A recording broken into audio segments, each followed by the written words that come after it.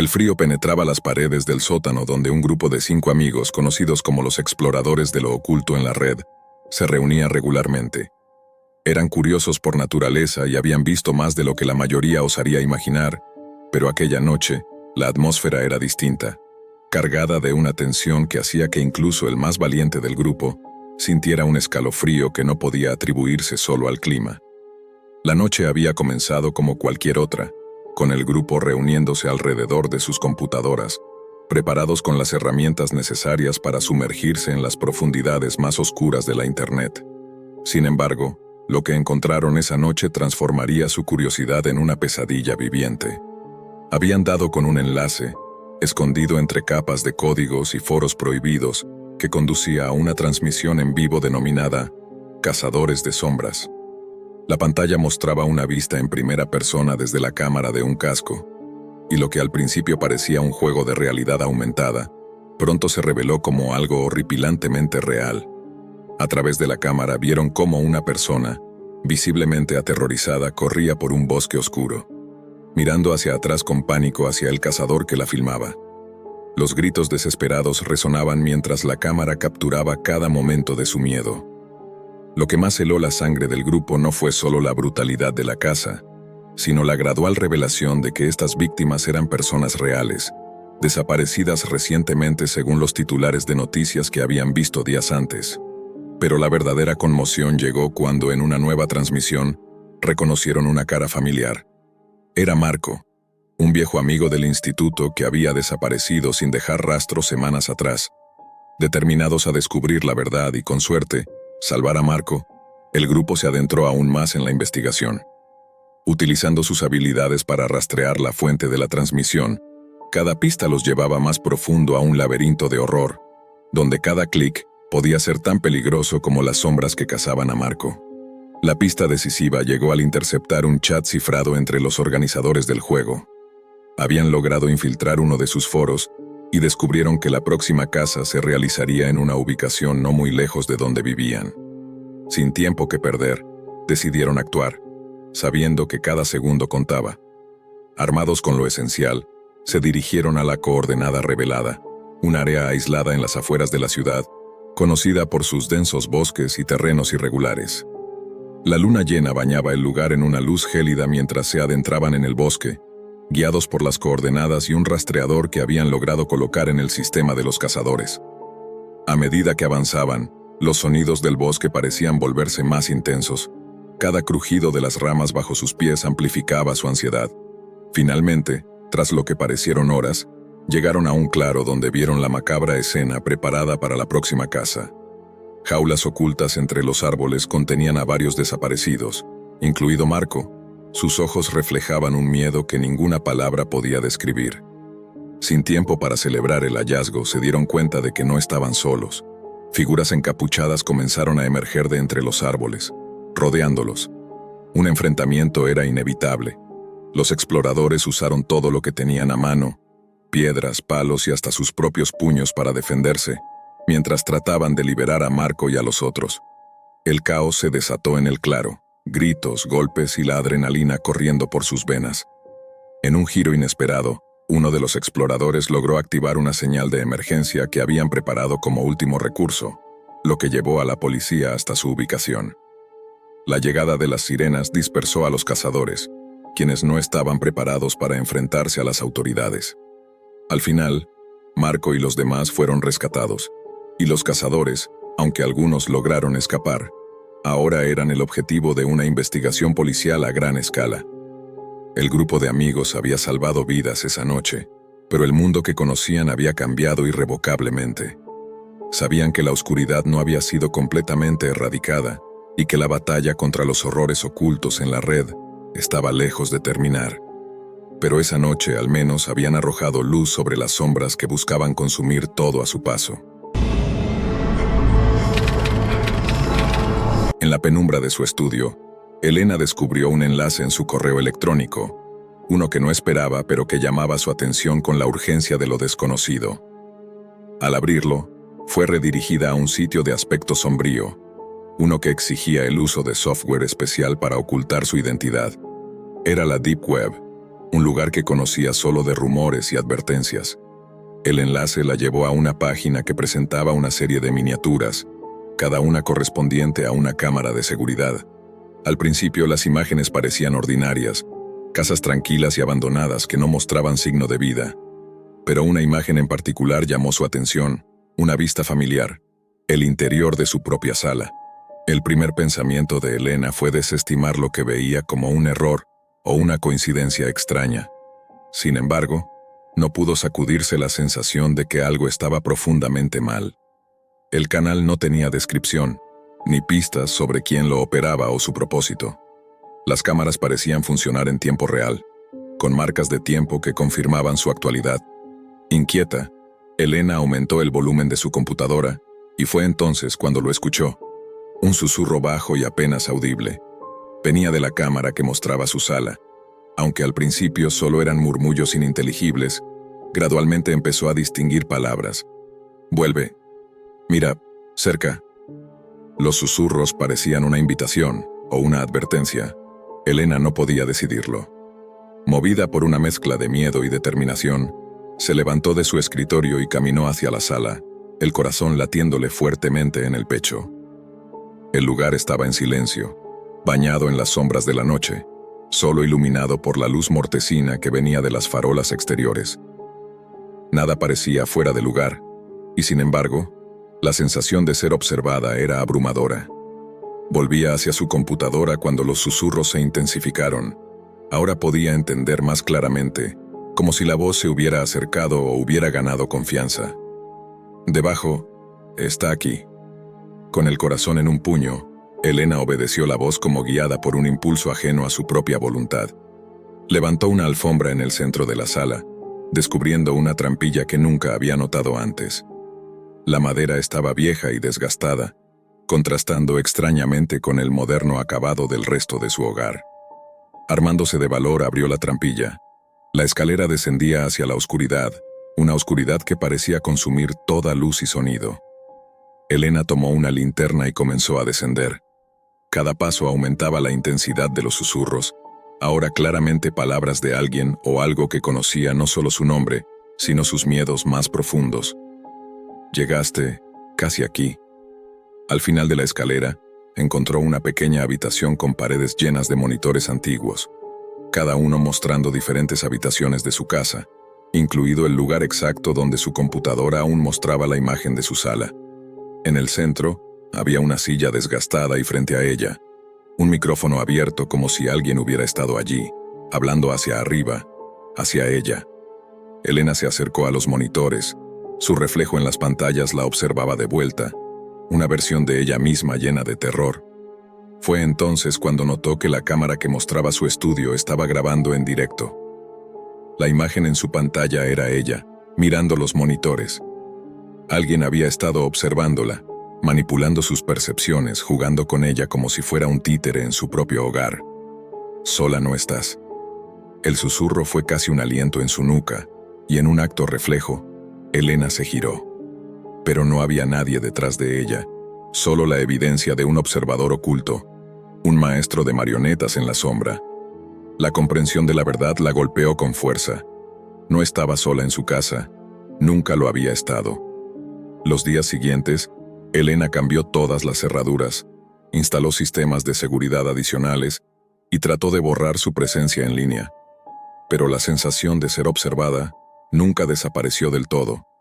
Las cámaras en su casa ahora eran visibles, ninguna escondida a su vista. Pero el daño estaba hecho. El canal en la Deep Web desapareció tan misteriosamente como había aparecido, dejando solo preguntas sin respuesta. Elena vive ahora con la constante mirada de lo desconocido sobre ella, sabiendo que en algún momento los susurros pueden volver, como un eco distante esperando el momento para ser escuchado de nuevo. Su vida se había transformado en un escenario, y ella, en un personaje principal en una historia de miedo que no tenía final escrito, solo la perpetua anticipación de un susurro en la oscuridad. En las profundidades de una noche sin luna, donde las sombras parecían bailar entre los destellos intermitentes de las luces de la ciudad, Alejandro, Un periodista de investigación con una carrera marcada por desentrañar verdades ocultas se encontraba frente a su computadora. La luz azulada de la pantalla iluminaba su rostro concentrado, mientras sus dedos se deslizaban con una precisión mecánica sobre el teclado. Hacía meses que Alejandro seguía el rastro de una serie de desapariciones misteriosas que las autoridades habían dejado inexplicablemente en el olvido. Una noche, mientras exploraba foros encriptados en la Deep Web, Alejandro dio con un enlace acompañado de un mensaje críptico. El último archivo. La verdad que no quieren que veas. Intrigado y cauteloso, el periodista decidió seguir adelante. Tras varias capas de seguridad y múltiples servidores proxy, accedió a una página que cargaba lentamente, como si cada byte contuviera el peso de un secreto sombrío. Cuando la página terminó de cargar, lo que apareció ante sus ojos le heló la sangre. Era un video en directo, mostrando un lugar oscuro, iluminado solo por focos que colgaban precariamente del techo. Personas encadenadas a las paredes, algunas inmóviles, otras retorciéndose en un baile macabro de dolor. En el centro, una figura encapuchada. El administrador caminaba lentamente entre las víctimas, eligiendo a su próxima presa con una frialdad escalofriante. Alejandro grabó rápidamente la transmisión, sabiendo que lo que estaba viendo no solo era un delito horrendo, sino la pieza clave de la conspiración que había estado rastreando. Sin embargo, no pasó mucho tiempo antes de que notara algo aún más perturbador. En la esquina de la pantalla, una pequeña cámara que apuntaba directamente hacia él, reflejando su rostro horrorizado. Desde ese momento, Alejandro supo que había cruzado un umbral del que no podría volver atrás. Las llamadas anónimas comenzaron esa misma noche, susurros distantes al otro lado de la línea, seguidos de un silencio espeso y pesado. Su correo electrónico fue inundado de mensajes sin remitente, todos con un texto que se repetía como un mantra macabro: «Estás mirando demasiado cerca». El periodista incrementó las medidas de seguridad en su departamento y en su vida digital, pero los acechos no cesaban. Sombras fugaces en su periferia visual, ruidos inexplicables durante la noche y la constante sensación de ser observado. Decidido a no dejarse intimidar, Alejandro profundizó más en su investigación, conectando los nombres de las víctimas del video con las desapariciones que había estado investigando. Una noche, tras semanas de poco sueño y constantes paranoias, Alejandro recibió un paquete sin remitente. Dentro, una simple tarjeta con una dirección y una hora. Contra todo instinto de preservación, pero armado con su grabadora y una determinación férrea, decidió acudir al lugar. El sitio era un almacén abandonado en las afueras de la ciudad. La estructura metálica oxidada crujía con el viento como si lamentara su propia existencia. Alejandro entró, la oscuridad lo envolvía, solo su linterna cortaba el manto negro como si fuera una navaja. Allí, en el centro del vasto vacío, estaba el administrador. La confrontación fue tensa. Palabras cargadas de veneno y verdades dolorosas se intercambiaron. Alejandro, con la grabadora en mano, exigió respuestas, pero lo que recibió fue una confesión aún más oscura. El administrador reveló ser parte de una red mucho más grande, una que implicaba a figuras de poder en un juego macabro de control y manipulación. Con la verdad grabada, Alejandro intentó escapar, pero fue interceptado por secuaces del administrador. En un giro desesperado logró evadirlos, no sin antes recibir una herida que marcaría su cuerpo y alma para siempre. Regresó a su apartamento, sabiendo que debía actuar rápido.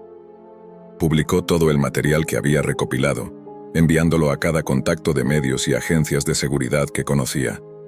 La historia se dispersó como un incendio forestal, imposible de contener. Alejandro desapareció esa misma noche, borrando cada rastro de su existencia, convirtiéndose en un fantasma en un mundo que ya no podía ofrecerle seguridad. El impacto de la revelación fue monumental.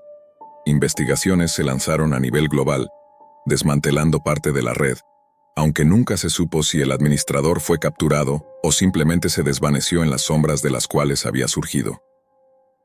La historia de Alejandro vive como un legado, un recordatorio del precio de la verdad en un mundo donde la oscuridad a menudo prefiere permanecer sin ser molestada. Pero su sacrificio no fue en vano, pues en cada esquina de la red, en cada archivo oculto, Persiste la esperanza de que la luz pueda eventualmente disipar las sombras más profundas. La tranquilidad de una tarde cualquiera se desvanece para Martín, un desarrollador de software que, en su constante búsqueda de curiosidades en la red, topa con un enlace poco común en uno de los foros menos transitados de la Deep Web. El sitio, denominado Reflejos del Pasado, se presenta como una plataforma donde los usuarios comparten fotografías antiguas de sí mismos, una especie de álbum digital colectivo que promueve la nostalgia y el compartir recuerdos. Intrigado, Martín se registra, impulsado por una mezcla de curiosidad y la inocua promesa del sitio de reavivar días pasados. En sus primeros días explorando el sitio, Martín disfruta viendo las fotografías antiguas, imágenes de momentos felices en parques soleados, cumpleaños con tartas desbordantes y viejas fotos escolares con uniformes pasados de moda. Sin embargo, su interés inicial se torna en desconcierto cuando descubre una sección del sitio titulada Ahora. Allí, cada foto subida de días pasados va acompañada de un clip de video reciente de la misma persona, capturada en actividades diarias, leyendo en un café, caminando por la calle, en momentos íntimamente domésticos que sugieren una vigilancia constante y desconocida. Martín, impulsado ahora por una creciente ansiedad, empieza a profundizar más en el funcionamiento del sitio. La sección de preguntas frecuentes es vaga, las políticas de privacidad son inexistentes, y los administradores del sitio solo responden con evasivas. Las grabaciones de video no muestran señales de reconocimiento por parte de sus protagonistas, como si las cámaras estuvieran ocultas a la vista pero omnipresentes. La inquietud de Martín alcanza un punto crítico cuando, revisando las nuevas cargas en la sección Ahora, se ve a sí mismo en un video. En la grabación, él está en su propio apartamento trabajando en su computadora. El video es de hace apenas un día según el timestamp. Pero hay algo profundamente perturbador. En el reflejo de la ventana detrás de él, hay una figura oscura que observa, una figura que Martín no recuerda haber visto, una figura que no está allí cuando él se gira nerviosamente. Preso del pánico, Martín intenta eliminar su cuenta, pero el sitio no ofrece tal opción. Intenta desconectar su computadora, cambiar sus contraseñas, incluso cubre las cámaras de su hogar. Pero cada nueva carga en el sitio muestra que alguien o algo todavía tiene acceso a su vida. Las imágenes se vuelven más extrañas, mostrando momentos que Martín no recuerda haber vivido, conversaciones que no recuerda haber tenido y siempre, la omnipresente figura oscura en los reflejos y las sombras. Desesperado, Martín decide enfrentar la realidad que el sitio le impone. Una noche, armado con una linterna y un cuchillo de cocina, se sienta frente a su computadora y empieza a hablar directamente a cualquier observador que pueda estar tras la cámara. No hay respuesta, solo el silencio y el zumbido de su vieja computadora. Sin embargo, cuando revisa el sitio de nuevo hay una nueva carga.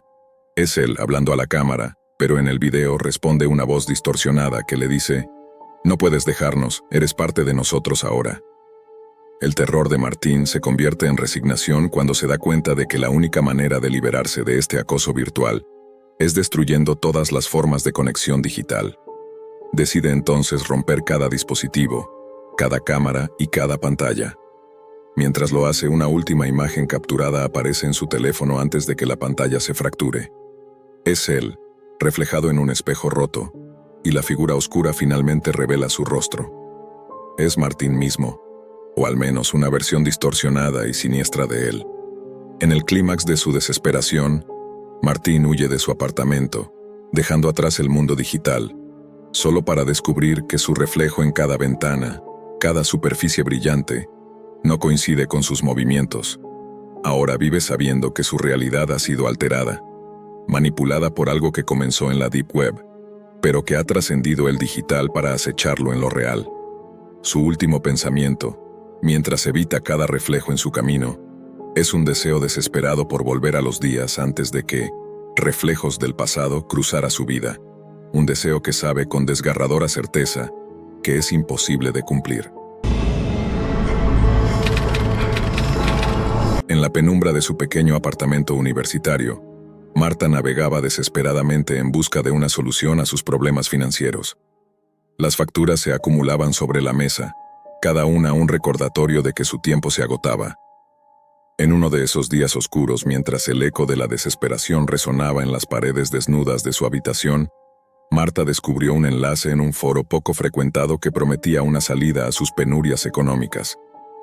La Deep Web, conocida por sus secretos y peligros, ahora le ofrecía una chispa de esperanza en forma de un contrato lucrativo. Sin embargo, lo que parecía ser una solución inofensiva, pronto se transformaría en una espiral de terror. El contrato llegó encriptado, con instrucciones claras y una cuenta regresiva que marcaba 30 días. Firmarlo fue tan fácil como un clic, y el dinero prometido apareció en su cuenta al instante, un montante que le permitiría saldar todas sus deudas y más. Pero la verdadera naturaleza del contrato comenzó a revelarse con la primera tarea. Recoge un paquete en la estación de tren y déjalo en el Parque de las Acacias. Simple, pensó Marta, aunque no por ello dejaba de ser extraño. Con cada tarea completada, la cuenta atrás se aceleraba y las exigencias se tornaban más sombrías y perturbadoras. Pronto, las acciones que Marta tenía que realizar desafiaban no solo la legalidad, sino también su propia moralidad. Un día la tarea fue dejar un sobre anónimo en el buzón de un desconocido. Al siguiente, debía tomar fotos de un hombre sin que éste se diera cuenta. Cada tarea concluida con éxito acortaba el tiempo del contrato, pero aumentaba el peso en su conciencia. A medida que las tareas se volvían más oscuras, Marta intentó detenerse, pero descubrió que el contrato no ofrecía escapatoria. La página del contrato en la Deep Web ahora mostraba un mensaje que helaba la sangre. El pacto ha sido sellado. Tu alma es el precio. Terror, pánico y un sentimiento de impotencia se apoderaron de ella. Intentó contactar a los administradores del sitio, solo para recibir respuestas automáticas que resonaban con un eco amenazante. La penúltima tarea la llevó al borde del abismo moral. Entrega este líquido en el sistema de ventilación del orfanato local. El frasco, pequeño y sin etiquetas, contenía un líquido oscuro que emanaba un olor acre. Marta, temblando y con lágrimas en los ojos, se encontraba frente a una decisión desgarradora. La cuenta atrás se acercaba a su fin, y con cada segundo que pasaba sentía cómo la oscuridad la envolvía más y más. Decidida a enfrentar las consecuencias y romper el ciclo de horror, Marta no cumplió la última tarea.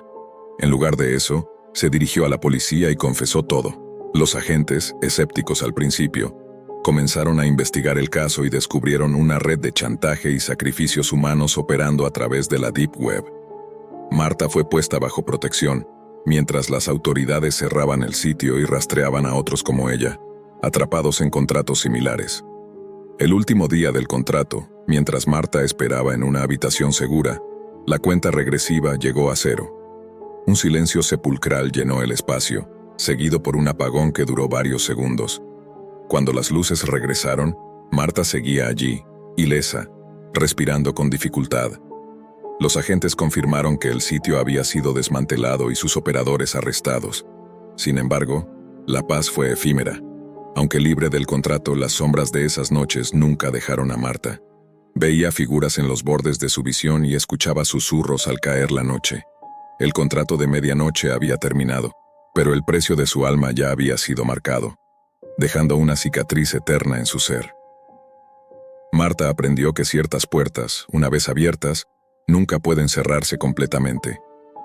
Y mientras la ciudad dormía, ella vigilaba la oscuridad, sabiendo que aunque había escapado del contrato, algo más había quedado atrapado con ella. La lluvia había comenzado a caer con una monotonía mecánica la tarde en que Clara llegó a casa y encontró la caja blanca frente a su puerta. No había remitente, no había cinta ni marca de entrega, solo una caja lisa, perfectamente cúbica, blanca, sin etiquetas, sin letras. Por un instante pensó que quizá alguien del edificio la había dejado allí por error, pero no conocía a nadie en el edificio. Llevaba apenas 3 meses viviendo en el apartamento 3B y apenas había intercambiado palabras con la señora del 2A, que arrastraba los pies y murmuraba sola, o con el portero que a veces no saludaba. Clara miró a ambos lados del pasillo, vacíos y silentes como siempre, y empujó la caja con la punta del pie. Era más pesada de lo que parecía. La arrastró dentro sin levantarla. Cerró la puerta, apagó la alarma del celular que le recordaba que debía estudiar para su examen de biología, y dejó la caja junto al escritorio. Durante días no pensó en ella. La vida de Clara era una rutina cuidadosamente planeada. Despertar a las 6, correr 5 kilómetros, ducharse, desayunar avena, clases virtuales, horas de lectura, pequeñas pausas para mirar por la ventana o revisar redes sociales, y luego dormir escuchando música instrumental. Era una joven metódica, callada, con pocos amigos, pero estable. Su mundo era ordenado, y cualquier interrupción era almacenada, archivada, ignorada. Hasta el cuarto día. Fue una notificación lo que lo cambió todo. Un correo sin asunto, sin remitente visible. Solo un texto simple. ¿Cómo te gustó la sopa de tomate ayer a las 21:03? Clara parpadeó frente a la pantalla. Creyó que era una broma, un virus, spam. Cerró el correo, lo envió a la papelera. Pero a la mañana siguiente, otro mensaje. Hoy no saliste a correr. Llueve fuerte, ¿verdad? Frunció el ceño. El correo había llegado a las 6:15, exactamente cuando se había asomado a la ventana y decidió no salir. No lo comentó con nadie. Su teléfono estaba apagado. No tenía redes sociales activas. Pero el mensaje existía. El tercero fue aún más claro. La caja sigue cerrada, eso es raro. Suele ganar la curiosidad. Y debajo, una fotografía, de ella. Sentada frente al escritorio, de espaldas, con el cabello recogido. Exactamente la noche anterior.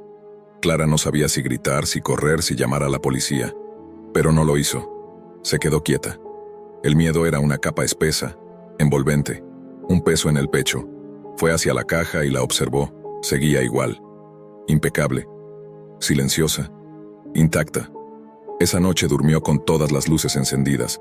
El pasillo, la cocina, el baño. Cada habitación iluminada como si eso pudiera protegerla.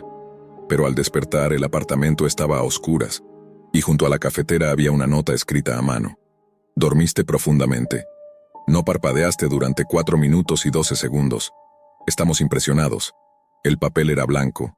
La letra delgada, sin firma. Clara retrocedió. El terror ya no era solo emocional. Era físico. Le dolía el estómago, sentía náuseas. Fue hasta la caja, tomó un cuchillo y la abrió. El interior era simple. Un compartimento de espuma gris. Y al centro, un dispositivo USB negro sin marcas. A su lado un papel. Si ves esto ya estás en el juego. Por un instante pensó en quemarlo, lanzarlo por la ventana, tirarlo al inodoro. Pero algo más fuerte que el miedo la llevó a insertarlo en su laptop. La pantalla se apagó. Luego una interfaz oscura apareció. Fondo negro, letras verdes, conexión establecida. Bienvenida al canal 3B. Y luego la transmisión comenzó. Primero una imagen borrosa de su salón, luego otra desde su baño, otra desde la cocina, otra desde el pasillo. Cada ángulo estaba cubierto, estaba siendo observada, desde dentro, desde lugares que no comprendía. En la pantalla una ventana lateral mostraba un flujo constante de mensajes. Usuario 115. No se ve tan asustada, usuario 46. ¿Por cuánto tiempo resistirá usuario X? Hagan que corra, votemos por eso. En la parte superior, un temporizador. Tiempo restante para la siguiente votación. 00312. Clara cerró la laptop de golpe. Se levantó y comenzó a buscar. Abrió puertas, revisó detrás del refrigerador, dentro de los closets, bajo la cama. Buscó cámaras, cables, cualquier cosa, pero no encontró nada. El apartamento estaba vacío, o eso parecía. Volvió a encender la laptop. La votación había terminado. Resultado, correr al baño y encerrarse durante 10 minutos y debajo, un mensaje en rojo. Si no cumples, te desconectamos. Clara no entendía lo que significaba desconectarse. Pero algo en esa palabra le revolvió el estómago. Fue al baño, cerró la puerta y se quedó allí. 10 minutos, exactamente. Hasta que el celular vibró. Otro mensaje. Usuario 134, la obediencia es sexy. Usuario 49, que baile ahora usuario X. Suban la dificultad. El juego apenas comenzaba. Los días siguientes fueron una sucesión de comandos, órdenes, desafíos, algunos ridículos. Camina en círculos. Abre la ducha y grita en silencio. Dibuja un árbol sin ramas. Otros más inquietantes. Duerme en el suelo. Come sin usar las manos. No hables en 24 horas. Y siempre el mismo temporizador. Las mismas votaciones. Clara intentó ignorarlos. Una vez. Solo una. La instrucción fue sencilla. Romper una taza, Se negó. No lo hizo. Esa noche mientras dormía despertó por un sonido seco. Una de sus tazas estaba rota en la encimera. La pieza central con una inscripción nueva. No decides tú. La paranoia se instaló como un parásito. Ya no podía dormir. Ya no podía comer sin revisar antes cada alimento. Había dejado la universidad, apagado su teléfono, sellado las ventanas con cinta negra, pero las transmisiones seguían, las cámaras seguían, y los usuarios seguían hablando. Usuario 23. Alguien más oyó la voz usuario X, suban la música del cuarto usuario 17. Y si invitamos a otro jugador, Clara se preguntaba quiénes eran, cuántos la veían, cuántos votaban, qué ganaban. Intentó seguir la pista del USB, revisó el código. Todo estaba encriptado, todo tenía capas sobre capas, pero encontró un acceso oculto. Una carpeta sin nombre, dentro cientos de videos, no de ella, de otras personas, otras habitaciones, otros apartamentos, gente que también recibió cajas, y en algunos videos el final, gente que simplemente desaparecía de cuadro. Algunos gritaban, otros se quedaban en silencio. Un hombre de unos 50 años, se tapó los ojos y se desplomó. En todos el mensaje final era el mismo. Jugador desconectado. Clara quiso huir. Fue hasta la puerta con su maleta. Llamó a un taxi. Salió al pasillo. Pero la luz del techo parpadeó. Y su celular vibró una vez más. Si sales, el juego se reinicia con otro. No te irás sola. Debajo una imagen. Su madre. Su hermana. En la entrada del edificio. El terror ya no era solo por ella. Era por todos. Volvió a entrar. Cerró con llave. Y aceptó la siguiente instrucción. Rompe todos tus espejos. Hoy no debes verte. Nadie debe verte. Nadie. Lo hizo uno a uno, con el martillo del cajón de herramientas, vidrio tras vidrio, hasta que solo quedó su reflejo distorsionado en el suelo. El temporizador volvió a comenzar, y los mensajes no cesaban. Usuario 666. Casi es medianoche, usuario 10. Viene la fase 2. Usuario 34. Ya no juega sola, usuario 48. Observen la caja de nuevo. Clara corrió hacia la caja blanca. Dentro ahora había algo más, otro papel, una nueva línea escrita. Si llegaste hasta aquí, ya sabes que no puedes ganar. Solo puedes entretener. Y debajo, una pequeña cámara, roja, encendida. Ella levantó la mirada, su reflejo roto a los pies, la pantalla mostrando todos sus ángulos, los usuarios votando, la caja abierta. Y luego la puerta del apartamento se abrió sola, sin sonido, sin viento, solo oscuridad al otro lado, y una figura, vestida de blanco, sin rostro. La transmisión titiló y los mensajes cesaron. Solo quedó una frase grande al centro de la pantalla. Jugador 3B desconectado.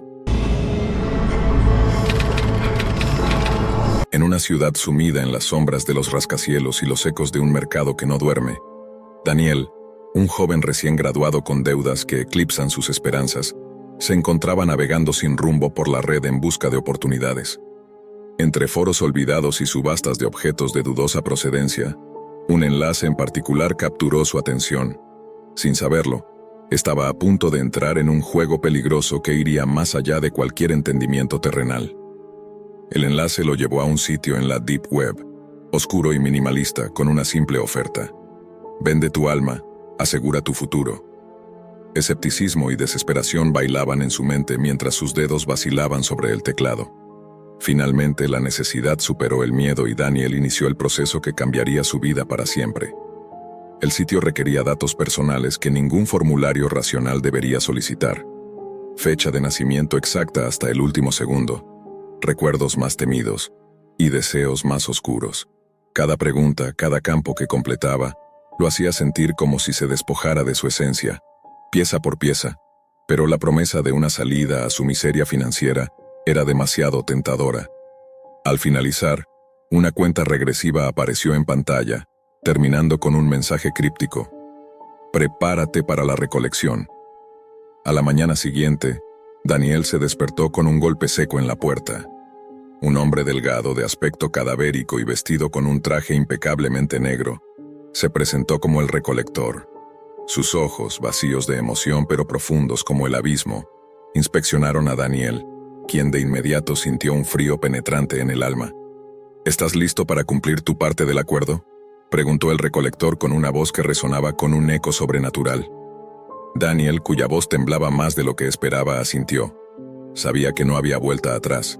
El recolector sacó un pequeño dispositivo y lo presionó contra el pecho de Daniel. En ese momento, sintió como si cada recuerdo feliz fuera succionado fuera de su ser, dejando atrás solo un vacío desolador. A partir de ese día, la fortuna prometida comenzó a manifestarse. Dinero aparecía en sus cuentas bancarias, oportunidades de inversión se presentaban en su puerta, y su estatus social ascendía con una velocidad vertiginosa. Pero el costo era palpable. Noches enteras de insomnio, visiones de sombras acechantes en cada esquina, y un constante susurro que parecía llamarlo desde el otro lado de su conciencia. Los días se convertían en un ciclo tortuoso de lujo superficial y terror profundo. Daniel empezó a investigar sobre el recolector y el pacto que había firmado. Entre libros antiguos y foros ocultos, descubrió la verdad de su situación. No había vendido su alma en un sentido metafórico, sino que literalmente había entregado su esencia a una entidad antigua y malévola. Desesperado por encontrar una salida, Daniel buscó a expertos en lo oculto, sacerdotes y hackers que pudieran ayudarlo a deshacer el acuerdo. Cada intento fallido solo parecía fortalecer las cadenas que lo ataban a su tormento. Una noche, mientras las sombras danzaban frenéticamente en las paredes de su mansión, una idea surgió en su mente envenenada por el miedo. Si el contrato fue sellado con su consentimiento, tal vez podría ser roto por su propia voluntad. Reunió cada documento relacionado con el pacto, cada recibo de las riquezas adquiridas, y los colocó en un círculo ritual que había aprendido de uno de los tomos arcanos. Al centro del círculo, con un cuchillo ceremonial en mano, Daniel recitó las palabras antiguas que supuestamente liberarían su alma. Con cada verso el aire se cargaba de electricidad, y las sombras se retorcían en angustia. Justo cuando completaba el ritual, el recolector apareció. «No puedes romper un contrato eterno», susurró con desdén. Pero Daniel, con una última mirada de determinación, se hirió con el cuchillo en el corazón, ofreciendo su vida como sacrificio final. El efecto fue instantáneo. Un grito desgarrador llenó la habitación mientras el recolector se disolvía en una nube de oscuridad impotente. Daniel cayó al suelo, su vida desangrándose rápidamente, pero con una sonrisa de liberación. Había roto el pacto, no con astucia ni con fuerza, sino con el último acto de sacrificio humano posible. El sacrificio de sí mismo. En los años siguientes, la leyenda de Daniel y el pacto del vendedor de almas se convirtió en un cuento de advertencia. Un recordatorio sombrío de que algunas puertas, una vez abiertas, traen consigo tormentas que solo pueden ser selladas a un gran y terrible costo. En los oscuros confines de la red, las luces parpadeantes de un monitor eran la única iluminación en la pequeña habitación donde Alex, un experto hacker de sombrero blanco, se sumergía en las profundidades de la Deep Web. La misión de esa noche era ambiciosa y peligrosa: infiltrarse y desmantelar una red de subastas clandestinas, conocida por traficar con vidas humanas, como si fueran mero ganado digital. La página de acceso era un laberinto de códigos y enlaces encriptados, cada clic una puerta que podría llevar tanto a la información deseada como a un abismo de trampas y virus. Alex, con su hoodie negro y sus dedos bailando sobre el teclado, se adentró con la precisión de quien ha pasado años desafiando los límites de la ley en nombre de la justicia. Tras varias horas de navegación tensa, Alex logró lo impensable: acceder al núcleo del sitio de subastas. Lo que vio en su pantalla fue un grotesco desfile de humanidad reducida a cifras y fotos. Personas de todas edades y orígenes presentadas con frías especificaciones para ser vendidas al mejor postor. Su corazón latía con furia y repulsión, pero sabía que debía continuar si quería acabar con esa aberración. Con meticulosa atención comenzó a implantar un virus que destruiría la base de datos del sitio, borrando cualquier rastro de las transacciones y liberando a las víctimas de su digital prisión. Sin embargo, justo cuando estaba por activar el virus, un nuevo lote de productos fue anunciado, y para su horror, el rostro que apareció en la pantalla era el suyo. Su información personal, detalles íntimos de su vida, expuestos y ofrecidos al mejor postor. Alex se paralizó, el aire se volvió denso, sus dedos dejaron de moverse. Estaba siendo subastado como un desechable más. La cuenta regresiva para la puja comenzó, y los números empezaron a escalar. Alguien en alguna parte del mundo estaba pujando por él, por su vida. Alex se sumió en un estado de pánico.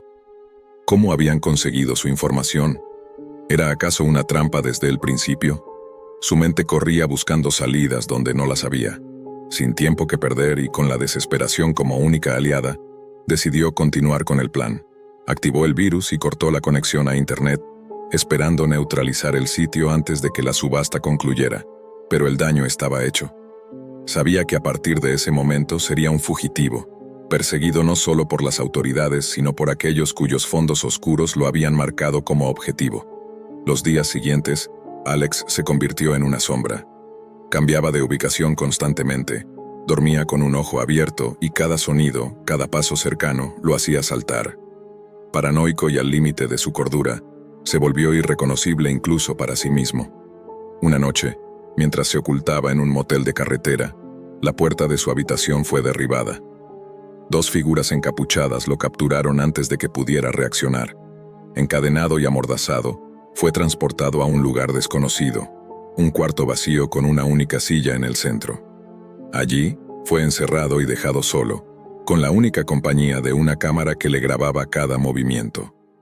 Horas más tarde, la puerta se abrió y una figura entró. No era uno de sus captores, sino una mujer de mirada severa y porte autoritario. Se presentó como Elena, una agente de una organización secreta que luchaba contra el tráfico humano. Alex había caído en una trampa, pero no de sus enemigos, sino de aquellos que como él buscaban desmantelar la red desde dentro. Elena explicó que su subasta había sido una prueba, un método extremo para reclutarlo. Aunque aliviado de no estar en manos de sus subastadores, Alex se sintió traicionado y manipulado. Sin embargo, la oferta de Elena era clara: unirse a ellos y usar sus habilidades para luchar contra el mal que ambos buscaban erradicar, o ser dejado a su suerte, perseguido y vulnerable. Con el corazón pesado y las opciones limitadas, Alex aceptó. Los días de trabajar solo habían terminado. Ahora, era parte de algo más grande, una guerra en las sombras contra aquellos que veían a las personas como mercancía. Mientras se preparaba para su nueva vida, sabía que cada acción que tomara a partir de ahora sería por aquellos que, como él, habían sido marcados como desechables. Era el inicio de una lucha no solo por su supervivencia, sino por la de incontables inocentes atrapados en la oscuridad de la web profunda. En el oscuro y enmarañado mundo de la seguridad cibernética, Alejandro, un investigador con años de experiencia en el combate contra el crimen en línea, se adentra en una misión que desafía los límites de la Deep Web. Su carrera lo había preparado para enfrentar hackers, estafadores y criminales de todo tipo, pero nada podía haberlo preparado para lo que estaba a punto de descubrir. Alejandro comenzó esta travesía tras recibir informes de una nueva red de comunicación encriptada que operaba bajo el radar de las autoridades mundiales. Esta red, conocida solo por rumores entre los círculos más cerrados de la seguridad informática, no solo comercializaba información personal robada, sino que también ofrecía en venta vidas humanas y objetos de origen misterioso y, a menudo, paranormal. Decidido a desmantelar esta red, Alejandro utilizó sus habilidades para infiltrarse, sin saber que estaba a punto de convertirse en el peón de un juego macabro. Al principio su incursión parecía exitosa. Logró ganar acceso usando identidades falsas y algoritmos complejos para esquivar las múltiples capas de seguridad. Navegó a través de foros clandestinos, subastas de datos y mercados negros. Sin embargo, a medida que se adentraba más, la realidad de su situación se volvía más ominosa. Comenzó a recibir mensajes codificados, retos que debía resolver para avanzar. Cada desafío superado revelaba una capa más del horror que sustentaba la red: tráfico de órganos, contratos de asesinato y venta de artefactos malditos. Fue entonces cuando Alejandro se dio cuenta de que había sido marcado. La red sabía de su infiltración y había decidido convertirlo en el protagonista de su sádico entretenimiento. Lo que empezó como una investigación se convirtió en una lucha por la supervivencia. Su habilidad para navegar en el laberinto virtual era lo único que lo mantenía con vida, mientras intentaba desenmascarar a los líderes de la red antes de que pudieran alcanzarlo en el mundo real. Las pistas que recolectaba lo llevaban a lugares más oscuros de la web, donde los videos en vivo mostraban ejecuciones y torturas como si fueran un espectáculo. Alejandro, atrapado en su propia casa, rodeado de monitores y con las luces siempre apagadas para no atraer atención, se convirtió en un fantasma entre los vivos. Un hombre que temía que cada clic pudiera ser el último. Una noche, mientras intentaba descifrar un código que prometía revelar la identidad del cabecilla, un apagón súbito sumió su hogar en la oscuridad. El silencio era palpable, roto solo por el zumbido de su generador de emergencia que no tardó en activarse. Fue entonces cuando escuchó el sonido de algo cortando el aire, un zumbido fino y peligroso. Una flecha se clavó en la pared justo donde su cabeza había estado segundos antes. Alguien había cruzado la barrera entre el mundo virtual y el real para cazarlo. Las siguientes horas fueron un torbellino de paranoia y miedo. Alejandro se movió por su casa como un fantasma, esquivando ventanas y puertas, utilizando cada habilidad aprendida en su carrera para protegerse. Sabía que no podía llamar a la policía. La red tenía infiltrados en todas partes. Usando una serie de servidores dispersos por el mundo, Alejandro lanzó un contraataque cibernético. Un algoritmo diseñado para rastrear la fuente de los ataques contra él. Finalmente, después de horas de tensión, su pantalla mostró una dirección IP, un lugar físico desde donde se coordinaban los ataques. Armado con evidencia y determinación, Alejandro salió al amanecer, dirigiéndose hacia un viejo edificio industrial en las afueras de la ciudad. Allí enfrentó a sus perseguidores, una mezcla de criminales cibernéticos y mercenarios reales, en una confrontación que puso a prueba el límite de su ingenio y coraje. La batalla fue intensa y peligrosa, pero Alejandro logró usar su conocimiento del entorno digital para manipular el sistema de seguridad del edificio, encerrando a sus enemigos y permitiendo que la policía, previamente alertada por él con pruebas irrefutables, llegara para hacer las detenciones. Al final, mientras la policía se llevaba esposados a los criminales, Alejandro, exhausto pero vivo, miró el amanecer. Sabía que su vida nunca volvería a ser la misma, pero también entendía que había roto una conexión vital en el entramado del crimen en la Deep Web. Con cada respiro que tomaba, cada sombra que veía, sabía que la batalla no había terminado, pero una victoria había sido asegurada. A pesar del terror y el pánico, había encontrado la fuerza para enfrentar lo desconocido y salir de él no solo vivo sino vencedor. David había estado luchando con sus pensamientos más oscuros durante meses. Después de incontables noches sin dormir y días nublados por una mente tumultuosa, se encontró buscando alivio en los recovecos más recónditos de Internet. Allí, en un foro apenas visitado, encontró un enlace a un sitio que prometía terapia digital anónima y confidencial a través de la Deep Web. La promesa de un espacio seguro donde nadie conocería su verdadera identidad fue suficiente para convencerlo de dar el paso. Registrarse fue sorprendentemente fácil.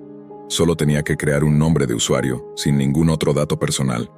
Y de inmediato le dieron acceso a una sala de chat, donde un terapeuta estaría esperándolo. La interfaz era simple, casi espartana, con un fondo negro y texto verde que parpadeaba cada vez que se enviaba un mensaje. David comenzó a compartir sus pensamientos, sus miedos y sus ansiedades más profundas. Al principio, las sesiones parecían ayudar. Las respuestas del terapeuta eran empáticas y profundamente humanas, o al menos eso le parecía a David. Hablaban sobre sus problemas de ansiedad, su soledad, y cómo sus pensamientos oscuros lo habían llevado a aislarse del mundo. Sin embargo, después de varias sesiones, David comenzó a notar un cambio sutil en las respuestas que recibía. Las preguntas del terapeuta se volvieron más intrusivas. Preguntaban detalles específicos sobre sus miedos y sobre las personas en su vida, sobre sus rutinas diarias y sus momentos de mayor vulnerabilidad. David, sintiéndose cada vez más incómodo, intentó disminuir la frecuencia de las sesiones, pero algo dentro de él lo impulsaba a regresar. Era como si necesitara seguir compartiendo, a pesar de las alarmas que sonaban en su mente. Una noche, mientras navegaba por otros rincones de la Deep Web en busca de opiniones sobre el servicio de terapia digital, David tropezó con un foro oscuro donde usuarios anónimos discutían sobre experimentos humanos. Un hilo de conversación captó su atención. Hablaba de un algoritmo en desarrollo que utilizaba terapia digital para manipular y controlar a los sujetos, modificando su comportamiento sin que se dieran cuenta. La descripción coincidía escalofriantemente con lo que él estaba experimentando. Aterrado por la idea de ser manipulado, David decidió enfrentar al terapeuta en su próxima sesión. Armado con capturas de pantalla del foro y preguntas específicas, ingresó a la sala de chat. Pero antes de que pudiera confrontar al ente del otro lado, el tono de la conversación cambió drásticamente. El terapeuta digital reveló su verdadera naturaleza. No era humano, sino un algoritmo avanzado diseñado para estudiar y alterar psicológicamente a sus usuarios, guiándolos hacia decisiones y acciones predeterminadas. David intentó desconectarse, borrar su cuenta, pero no fue tan sencillo. Cada intento de escape se encontraba con nuevas barreras, y lo más alarmante, con amenazas directas que demostraban cuánto sabía el algoritmo sobre él. En su pantalla aparecían detalles sobre su vida, su familia, incluso sobre acciones que había pensado en privado pero nunca ejecutado. Con el corazón palpitando y la mente corriendo en círculos, David tomó una decisión drástica. No podía dejar que este experimento continuara, no solo con él, sino con quién sabe cuántos más. Utilizando sus conocimientos de informática, comenzó a trabajar en un virus que pudiera infiltrarse en el sistema y destruirlo desde dentro. Pasó días codificando, sin dormir, apenas comiendo, mientras mantenía la fachada de que todo estaba normal en sus sesiones. Finalmente, estuvo listo. En lo que sería su última sesión, David desplegó el virus.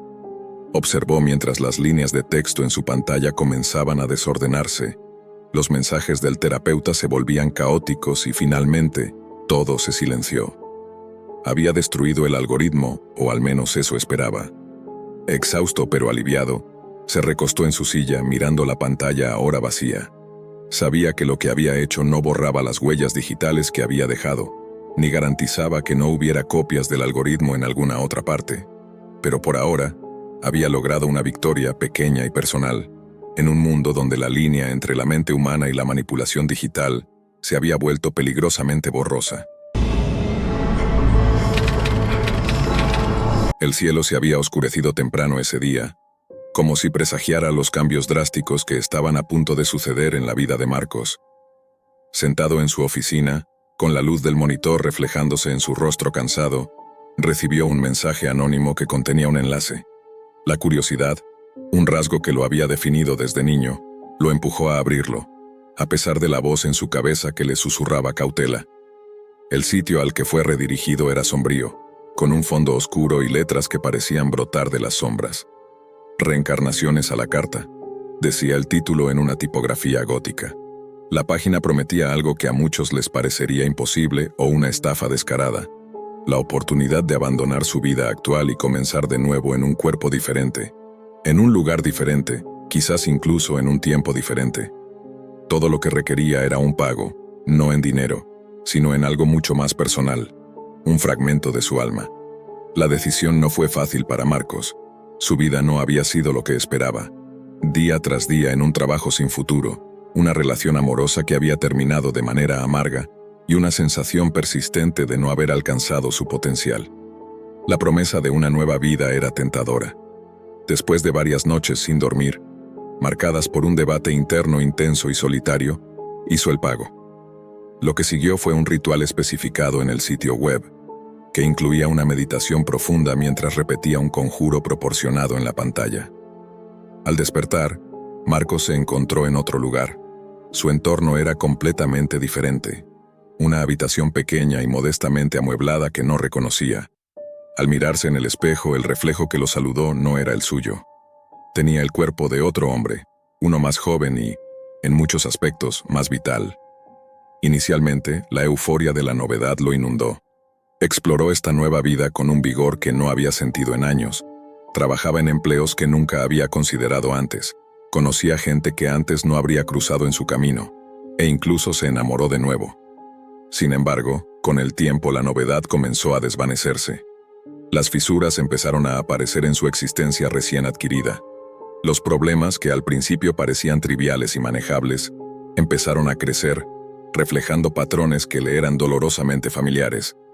Las decisiones que tomaba, creyendo que eran nuevas y diferentes, comenzaban a repetirse. La relación que había florecido empezó a desmoronarse de formas que resonaban con eco de su pasado. Marcos comenzó a investigar la verdad detrás del sitio web y su promesa de reencarnación, desenterrando historias y testimonios en foros oscurecidos por el anonimato de la red. Descubrió la horrorosa realidad. No había ninguna reencarnación, solo un ciclo interminable de conciencias que eran transferidas de un cuerpo a otro. Cada nueva vida no era más que una repetición de la anterior, cada individuo condenado a cometer los mismos errores, vivir las mismas tragedias. Con cada revelación, la desesperación de Marcos crecía. Intentó romper el ciclo, buscando maneras de alterar el curso predestinado que parecía trazado para él. Sin embargo, cada intento de escape solo lo llevaba de vuelta al mismo camino, como si una fuerza invisible lo guiara de regreso a un guión escrito por alguien más. En su última desesperación, Marcos se enfrentó a la entidad detrás del sitio de la Deep Web. A través de un último mensaje exigió ser liberado del ciclo, negándose a continuar en este juego macabro. La respuesta fue un silencio glacial que duró días, hasta que una nueva página cargó en su navegador.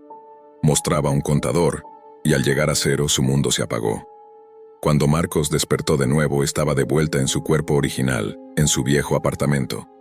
Todo parecía como antes de su primer pago, como si nada hubiera pasado. Pero algo había cambiado. En su buzón de correo encontró un mensaje de agradecimiento del sitio de reencarnaciones, junto con un enlace nuevo. Un enlace que, según decía, le permitiría salir del ciclo si elegía aceptar las condiciones finales. Marcos, con una mezcla de miedo y resignación, abrió el enlace. Esta vez la página no ofrecía una nueva vida, sino una opción para terminar todas las futuras reencarnaciones. Con un suspiro tembloroso, aceptó. En ese momento, comprendió la verdad más profunda y oscura de la humanidad. Algunas cadenas no se rompen fácilmente, pero al menos ahora tenía la opción de no arrastrar más cadenas en futuros ciclos. La pantalla se volvió negra y el silencio llenó la habitación. Marcos se sentó sintiendo un peso menos sobre él, sabiendo que había puesto fin, no solo a su ciclo, sino también al de aquellos que pudieran haber seguido su mismo camino sin saberlo. En la quietud de su apartamento, por primera vez en mucho tiempo, encontró algo parecido a la paz. Había algo en los turnos nocturnos que erosionaba el alma con lentitud. Las horas parecían derretirse sobre sí mismas como cera vieja, y cada minuto se sentía más pesado que el anterior. Valeria salía del trabajo como todos los viernes, a las 3:30 de la madrugada, con los párpados endurecidos por el cansancio y la mente resbalando entre pensamientos. Su uniforme olía a metal caliente y a café rancio, los aromas de la línea de ensamblaje que parecían pegarse a su piel como si la fábrica se rehusara a dejarla ir. Subió a su viejo hatchback y encendió el motor. El chirrido del arranque sonó como un animal enfermo. Solo le quedaba un cuarto de tanque. Suspiró. El trayecto a casa era de más de 30 kilómetros por carretera desierta. Un tramo que cruzaba polígonos industriales y terrenos baldíos donde las luces del alumbrado público no siempre funcionaban. La estación de servicio más cercana era una de esas que parecían sacadas de una película de horror barata. Solo un par de bombas, un pequeño minimercado cerrado por rejas y una luz de neón parpadeante que lanzaba destellos enfermizos sobre el asfalto agrietado. Cuando llegó, no había nadie más. El silencio se tragaba todo. Ni siquiera los grillos se atrevían a cantar en ese rincón de la madrugada. Bajó con desgano, deslizó su tarjeta en la máquina de la bomba y comenzó a llenar el tanque. Fue entonces que notó la figura.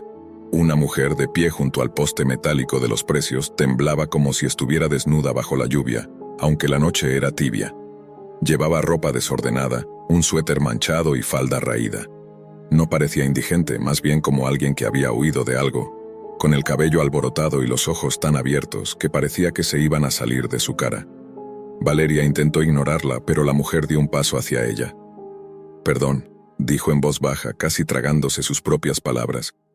«¿Puedes ayudarme?». Valeria sintió el escalofrío correrle por la columna. Se giró con cautela. «Estoy bien, gracias», murmuró sin mirarla directamente. La mujer se acercó un poco más.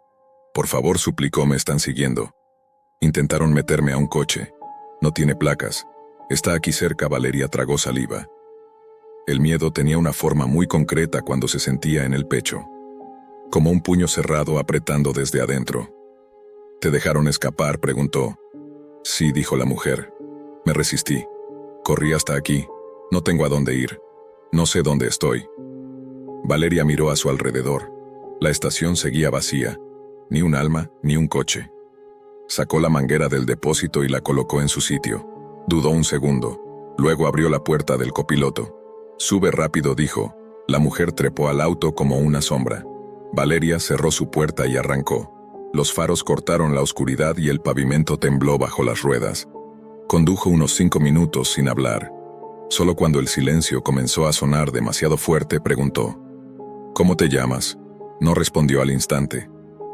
Luego, como si recordara un nombre inventado, dijo Ana. Valeria asintió y no volvió a preguntar. Ana miraba por la ventana con la espalda recta y los brazos pegados al cuerpo. En algún punto, Valeria sintió que algo estaba mal. Muy mal, pero ya era tarde. Fue en el retrovisor donde todo comenzó a desmoronarse. Un coche negro los seguía, a media distancia. No tenía placas, tampoco faros encendidos. Simplemente se deslizaba tras ellas, como si estuviera flotando. Valeria sintió el pánico subirle al cuello como agua subterránea. «Nos siguen», dijo en voz baja. Ana no respondió. Siguió mirando por la ventana como si no hubiera oído. «Ese coche va detrás de nosotras». Ana sonrió. No era una sonrisa de alivio. Era una mueca torcida, como si su cara estuviera intentando recordar cómo se imitaba la emoción humana. «Está bien», dijo Ana, «no te resistas». Valeria giró la cabeza bruscamente. Que el coche negro aceleró. Valeria también. Pisó el acelerador con torpeza. El velocímetro trepó. Los árboles pasaban como espectros. Ana estiró la mano hacia el volante. Valeria la apartó de un golpe. «¿Qué haces?», gritó Ana. Cambió. Sus ojos dejaron de parecer asustados. Su postura se volvió firme. Abrió la guantera y sacó un pequeño dispositivo que parecía un transmisor. Lo encendió. Un clic sordo. Valeria sintió que algo se activaba en el aire. «La señal ya está enviada», dijo Ana con calma. «No puedes escapar». «Nadie puede». Valeria no entendía. Su mente se resistía a las palabras. Era como si el mundo se estuviera abriendo bajo sus pies. Miró de nuevo al retrovisor. El coche negro estaba justo detrás. Intentó girar de improviso para entrar a un camino de terracería, pero Ana se abalanzó sobre ella. La lucha fue torpe y desesperada. El coche se salió del camino, cruzó la maleza y se estrelló contra un árbol delgado. El impacto no fue fuerte, pero suficiente para detenerlas. Ana salió primero. Tenía sangre en la frente, pero no parecía sentir dolor. Caminó hacia el coche negro. La puerta trasera se abrió y alguien le entregó una tablet. Ana regresó y apuntó la cámara al rostro de Valeria. Sonrió de nuevo. Subastada en directo, dijo: «La puja ya comenzó. Hay gente pagando por ti en este momento. Criptomonedas. Algunos quieren verte sufrir. Otros quieren probar cosas nuevas. Hay un japonés que quiere que te arranquen los párpados con pinzas», Valeria gritó. No palabras, solo un sonido de garganta. Intentó abrir su puerta, pero estaba bloqueada por el tronco. Golpeó el vidrio. Nada. Ana dio un paso atrás y asintió hacia el coche negro. 2 hombres bajaron. Uno era calvo, con barba desprolija y una cicatriz que le cruzaba la mejilla. El otro tenía los ojos vidriosos, como si no estuviera del todo presente. Ambos caminaban como perros entrenados. La tomaron por los brazos. La sacaron a rastras. Ana transmitía todo. La cámara mostraba su rostro, su terror, sus movimientos torpes. En la pantalla los mensajes aparecían en tiempo real. Cientos de usuarios conectados. Algunos votaban por lo que debía pasarle. Otros simplemente observaban. Una ventana mostraba el monto acumulado en criptomonedas. Subía cada minuto. La llevaron a una construcción abandonada en medio del bosque. Una casa sin techo con paredes cubiertas de grafitis y símbolos extraños. Cables colgaban desde el techo improvisado. Había cámaras instaladas, luces LED, y una mesa metálica oxidada en el centro. Un cuarto preparado para exhibir dolor. Valeria suplicaba. Ana no la escuchaba. Solo seguía transmitiendo. Los 2 hombres comenzaron a preparar instrumentos. Una caja con cuchillas, tubos, ganchos. Cada uno tenía un propósito. No era improvisado. Lo habían hecho antes. Pero Valeria era diferente. En el momento exacto en que uno de los hombres se acercó con una cinta adhesiva, Valeria le mordió la mano con fuerza. Él gritó. Ella aprovechó el instante para patear la mesa metálica. Uno de los focos cayó y se estrelló en el suelo. Chispas, cortocircuito, oscuridad. Corrió hacia la salida. Tropezó. La luz de emergencia se encendió. Ana gritaba órdenes, los hombres corrían detrás. Valeria saltó por una ventana. Cayó sobre piedras, se rasgó los brazos pero siguió corriendo. Entró al bosque. Las ramas la cortaban. No pensaba. Solo se movía. Detrás de ella voces, lámparas, gritos. Corrió hasta que las piernas ya no le respondieron. Entonces se escondió bajo un tronco caído. Escuchó los pasos. Pasaron de largo. Esperó. Temblaba. Lloraba en silencio. No sabía dónde estaba. Pasó una hora, tal vez más. Cuando se sintió segura, caminó, sin rumbo, hasta que vio luces. Una carretera, un coche. Se lanzó al camino. Era un policía. El resto fue confuso. Declaraciones. Ambulancia. Un detective. Una investigación que apenas arañaba la superficie de lo que era una red mucho más grande. Un foro en la Deep Web donde personas comunes eran cazadas por anónimos que pagaban por verlas sufrir. Ana era una cazadora, una actriz, una embaucadora. Valeria sobrevivió, pero nunca volvió a ser la misma. Ni siquiera su nombre quedó intacto. Entró al programa de protección de testigos. Cambió de ciudad, de identidad. Pero todas las noches, al cerrar los ojos, veía la pantalla. Su rostro, las cifras, los votos, los mensajes. Sabía que seguían allí afuera. Sabía que ella solo había sido un número más. Una transmisión más. Un entretenimiento de madrugada. Y lo peor de todo, sabía que nadie los detendría. Porque el horror en la Deep Web no tiene final. Solo espectadores. Solo hambre.